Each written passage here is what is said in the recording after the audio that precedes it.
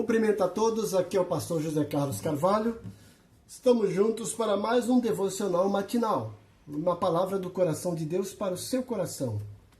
O texto de meditação de hoje encontra-se em 1 Reis, capítulo 17. Nós leremos do versículo 8 até o versículo 15. Diz o seguinte: Então o Senhor disse a Elias: vá morar em Sarepta, perto da cidade de Sidom. Dê ordem a uma viúva que mora ali para lhe dar alimento. Elias foi a Sarepta. Quando chegou ao portão da cidade, viu uma viúva apanhando gravetos e lhe perguntou: pode me dar um pouco de água para beber, por favor? Enquanto ela ia buscar a água, ele disse: traga também um pedaço de pão. Mas ela respondeu: tão certo como vive o Senhor, seu Deus, não tenho um pedaço sequer de pão em casa. Tenho apenas um punhado de farinha que restou numa vasilha e um pouco de azeite no fundo do jarro. Estava apanhando alguns gravetos para preparar essa última refeição e depois meu filho e eu morreremos.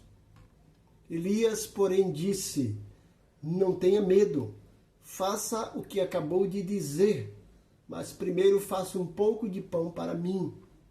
Depois use o resto para preparar uma refeição para você e seu filho.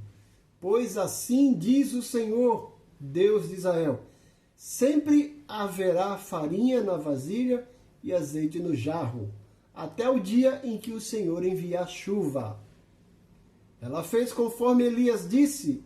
Assim, Elias, a mulher e a família dela tiveram alimento para muitos dias. Sempre havia farinha na vasilha e azeite no jarro, exatamente como o Senhor tinha prometido por meio de Elias. Olhando a esse texto, compreendemos que Deus tem a última palavra. Havia fome em Israel, havia fome naquela cidade onde aquela viúva estava, e contrariando toda a lógica, Deus manda um profeta para ser alimentado por uma viúva que aparentemente não tinha condições de alimentar nem a si próprio. Como ela disse: olha, eu vou fazer aqui um pedaço de bolo para mim, para meu filho, comeremos e depois morreremos.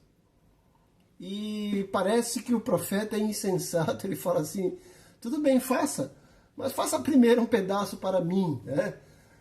Imagine a gente pensando nessa cena. A viúva acabara de dizer que não tinha nada, que a única coisa que ela tinha era para ela e o filho e esperar a morte. Ele fala: divida comigo.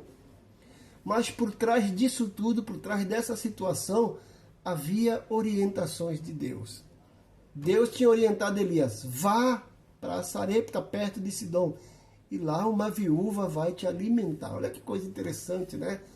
Elias estava fazendo aquilo que ele fez, pedindo para a viúva fazer um pedaço de bolo primeiro para ele, não porque ele tinha um coração insensível, mas porque ele tinha recebido orientações precisas de Deus.